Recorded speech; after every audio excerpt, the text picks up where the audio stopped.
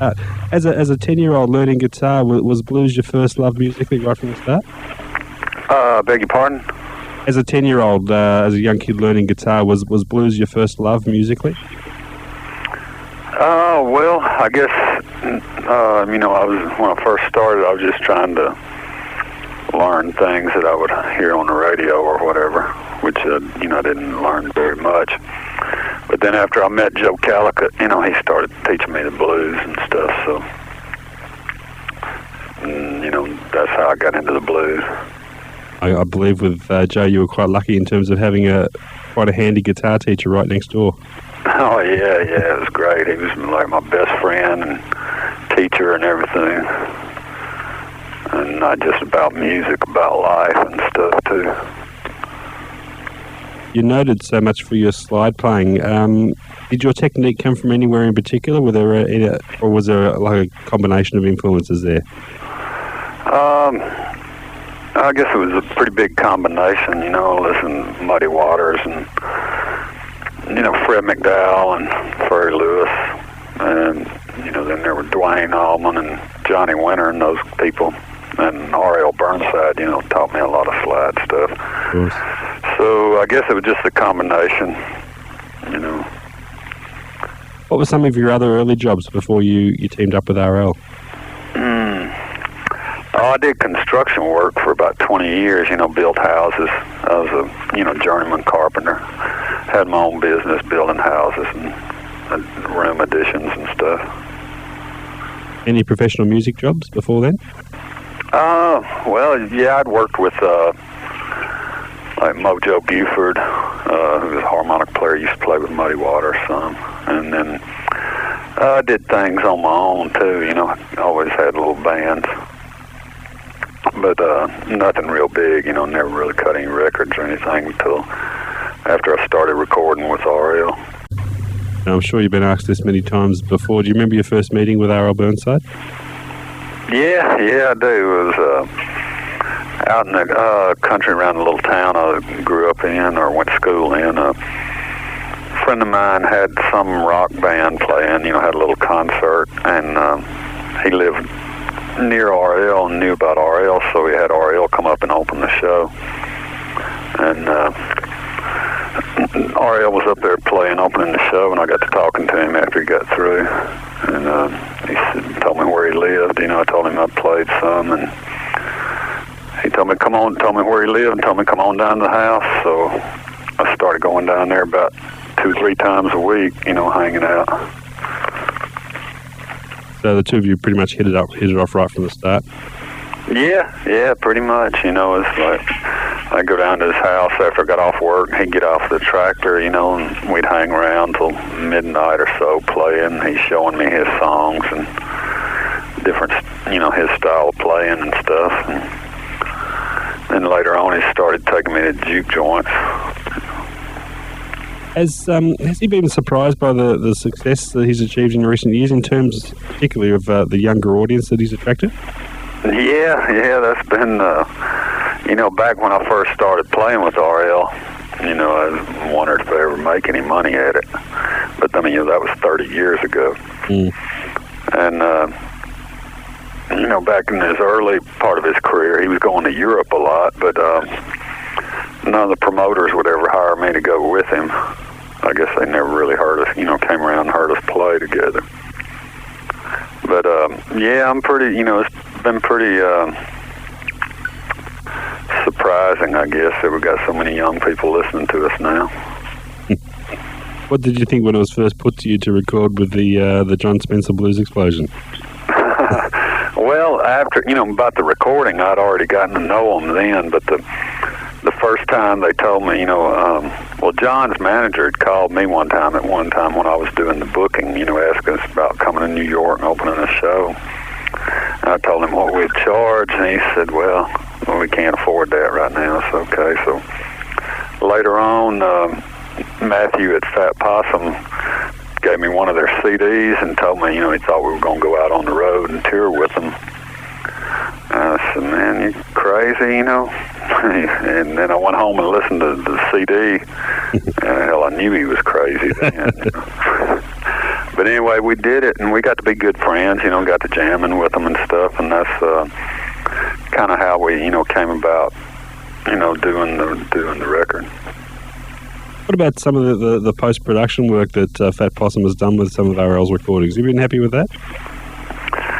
Some of it, most of it, some of it, when I first hear it, I don't really like it, but then, after I listen to it a while, it, just have to be open for changes, and some of it I like real good, some of it I'm not real crazy about. How does working with RL in the studio compare with working with him on stage? Pretty much the same? Well, yeah, it's a lot the same. I mean, RL doesn't like spending a lot of time in the studio, if you record something once, and ask him to do it again, he might say, well, didn't we do that? So, a lot of those cats, the best cut's the first one anyway. Yeah. Let's talk about your album, going back to Mississippi. Have you been harboring thoughts for quite a while of recording an album for yourself? Something you've been wanting to do? Well, I'm working on another one now. That one came out actually in, I think, 97. Yep. But here in the States, it never really had good distribution. I got a European distribution deal with it now. And then Shock Records in Australia, is distributing it for me. So, it hadn't really, it's gotten good reviews everywhere. And I just, the Europeans sell them, and, Shock's doing them there, and I sell them, at gigs and different, and through the internet here. But I'm working on another one now for Fat Possum. Should be finished up this month, actually. Excellent. What can you tell us about that one? Well, it's going to be different than going back to Mississippi. There's mainly, there's some acoustic stuff or solo stuff, just me and the guitar.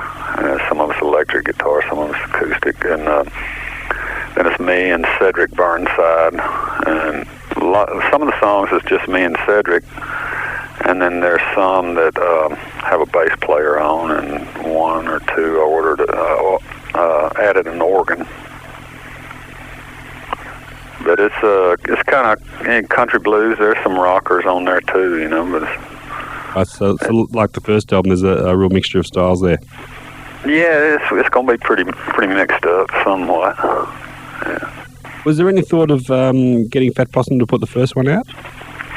Yeah, I gave them a tape to listen to, and I guess it's time they had enough stuff going on, or too much stuff going on, or something, and they didn't record it with them, so I guess they kind of like to do their own recordings. So, but back at that time, staying so busy with RL that I guess they didn't want to get it conflicting there or something. I don't know what their problem was, but they didn't put it out.